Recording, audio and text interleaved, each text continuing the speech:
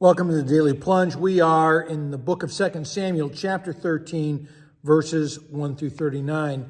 The consequences of David's sin continues to be worked out in his life and in the life of his family. And his oldest son, Amnon, is lusting after his half-sister, Tamar.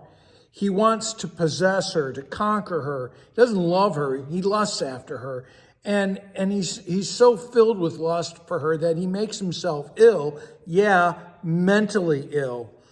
And his cousin, who is a crafty or devious man, encourages this. And so Amnon plots a wicked deception, and he gets his father, David, to send Tamar to go prepare food with him when he's pretending to be sick.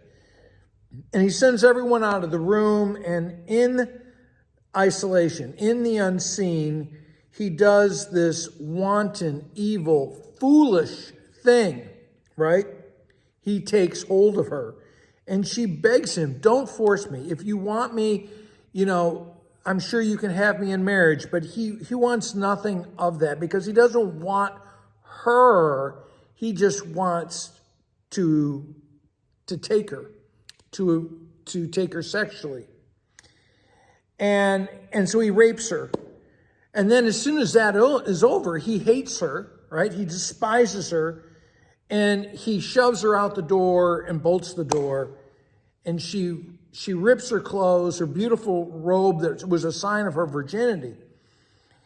And she remains a desolate woman for the rest of her life. She remains a broken woman.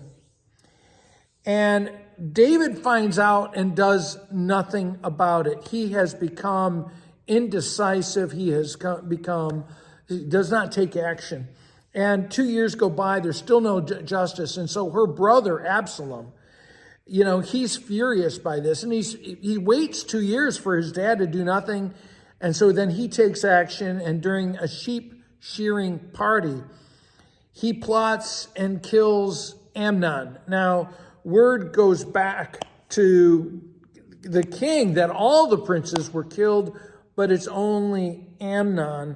And one of the things we see is that David is not proactive. He's not, even when he finds out that it's only Amnon who deserved to be punished, he's not joyful. He's not solving problems. He's not living by his convictions, right? He comes up with, he just sort of makes appeasements with things. And Absalom flees, and after David's grief over Amnon is assuaged, right? David is still paralyzed, even though he misses Absalom. And Absalom flees to his mother's hometown. So that's where he goes.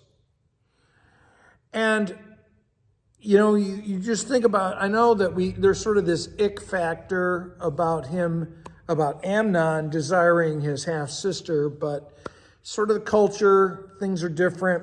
They were not direct sister and brother. I think we should just get past that and focus on the lust, the anger, the violence of all this. And it's happening within the family.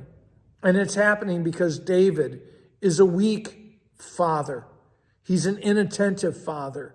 And I think this whole passage, this whole episode is going to tell us so much about the importance of a godly father.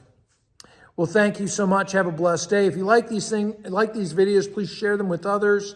If you have any comments, please, I'd love to hear from you. Have a blessed day.